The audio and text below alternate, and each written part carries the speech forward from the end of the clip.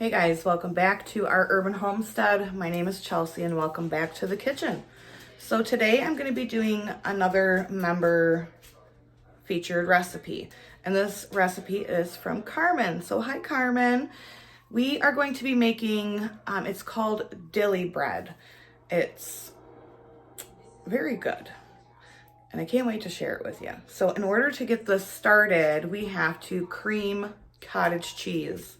If you've never heard of that, I'll talk a little bit more about that and how to do it. So to cream cottage cheese, you need a food processor or a blender. I find that a food processor works much easier.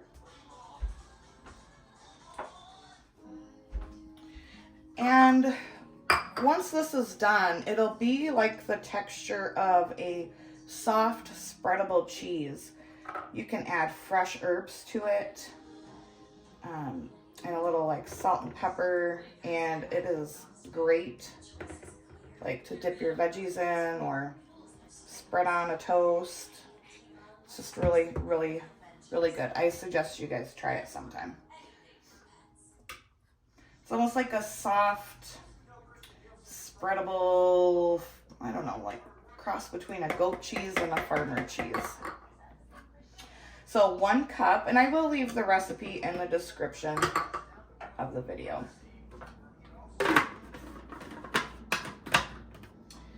And then I'm just gonna get this blended up.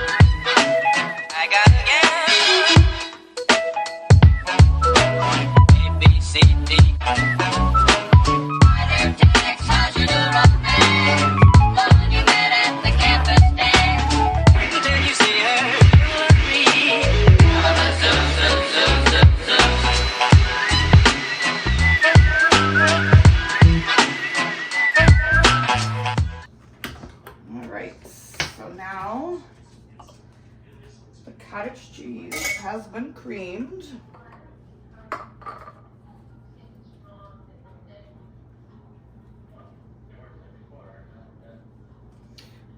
It's just like a wonderful thick consistency that still has some texture. It does not taste like sour cream, so I know someone's gonna ask, can I just substitute sour cream? I would say no, because it does not taste like sour cream.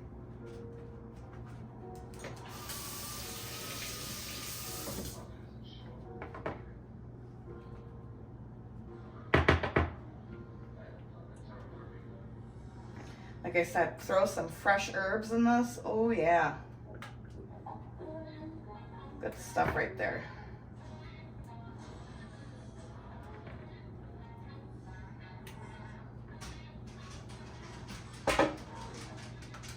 Okay, on to the next step. We need a 1/4 cup of warm water because we need to get our yeast blooming.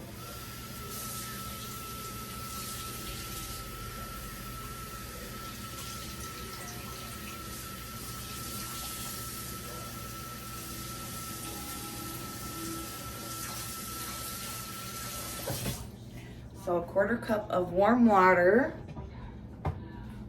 and throw that into your bowl with one tablespoon of dry active yeast, but if you use the instant yeast packets, it would be 1 packet of that.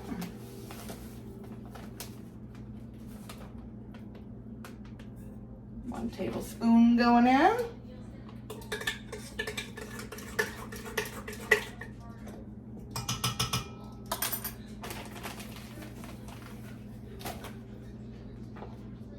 Then we need to heat the creamed cottage cheese until it's lukewarm. So I'm gonna do that real quick. Don't get it too hot. You just want it like baby bath water, just lukewarm. So now you're gonna add the lukewarm creamed cottage cheese into the bowl.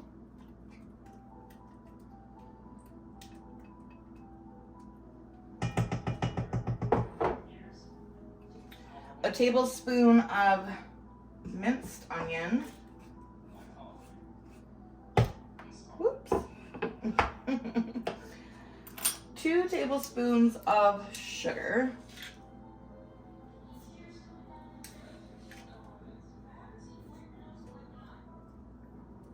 2 teaspoons of whole dill seed.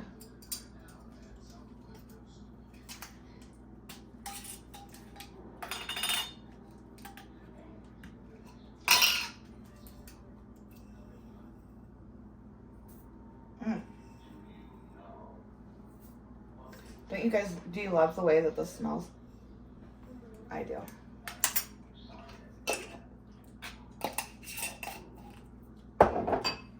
A teaspoon of salt.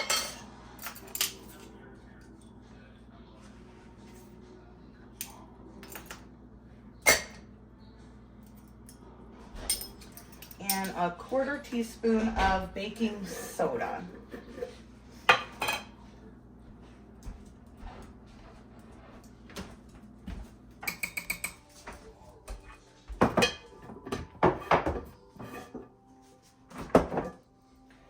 One egg.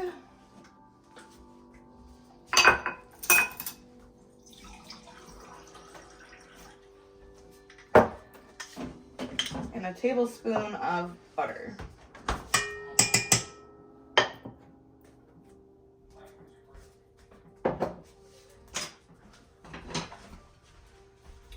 And then we're gonna give this a mix all together.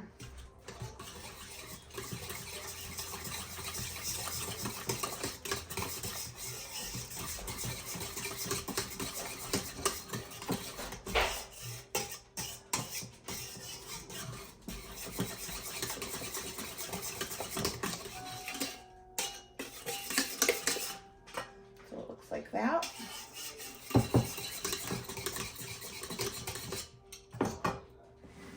Not even need my mixer. Then you're going to add 2 1/4 cup to 2 1/2 cup of flour, and you want it to become like a stiff dough.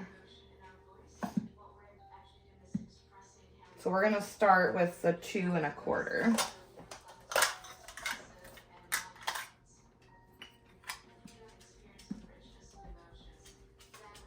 Just regular all-purpose flour.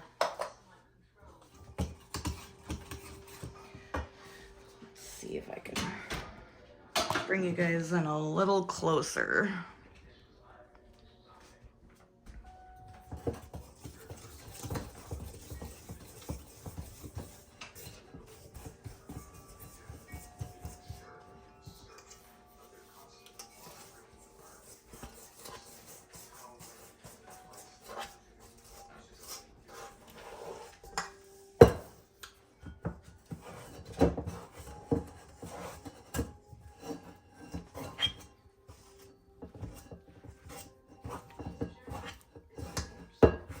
Perfect. I would say that is a stiff dough.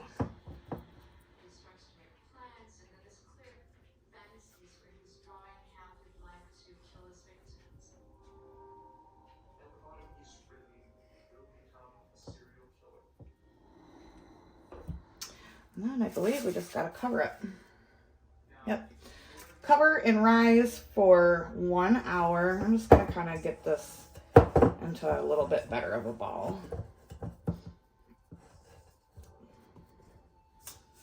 Cover and rise for 1 hour. Okay, So it's been rising for an hour. It's nice and soft and a bit puffy. So the recipe that Carmen sent me, it says to put it in a round greased casserole. So that's what I do. I would like to know, Carmen, when you see this video, can this be made into like dinner rolls or a loaf pan, or does it have to be in the round casserole? All right, so what I'm doing is I'm just kind of like shaping it into a nice little ball.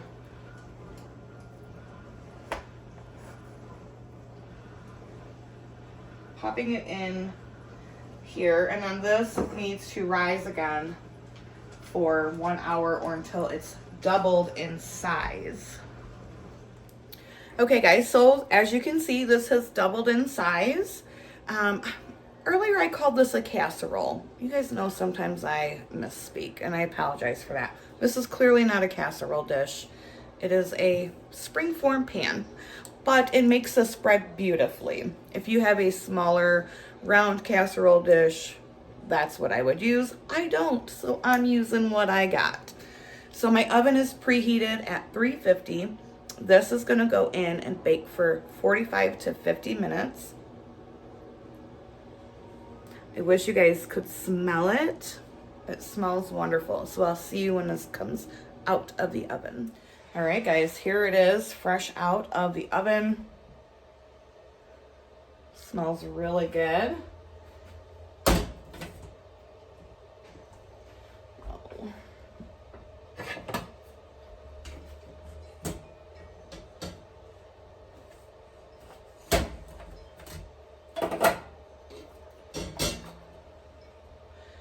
Nice and golden brown all over. I've got this on a baking rack. I'm gonna take a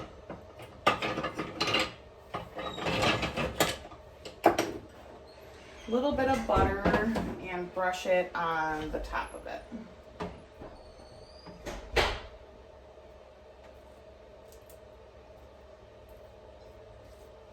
Now, every oven is different, so you know, I would suggest checking the bread after a half hour, maybe 20 minutes, depending on how hot your oven gets.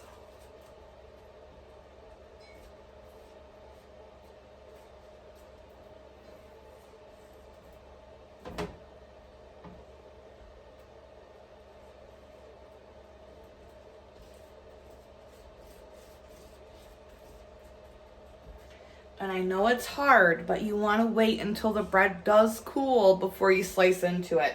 That's the hardest part about baking bread, is waiting for it to cool. If you slice it while it's still warm, it'll get really gummy and it won't have that really good texture.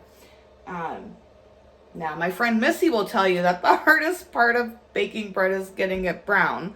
But Missy, I don't think you will have any problem getting this one brown. So thank you again so much, Carmen, for this recipe. The bread is delicious. I hope you guys try it. Carmen, where did this recipe originate from? If you know, leave the comment below so everyone else can get a little bit of history on where this delicious bread came from. So that's it, guys, and until next time, from my kitchen to yours, abundance and blessings to you. Bye-bye.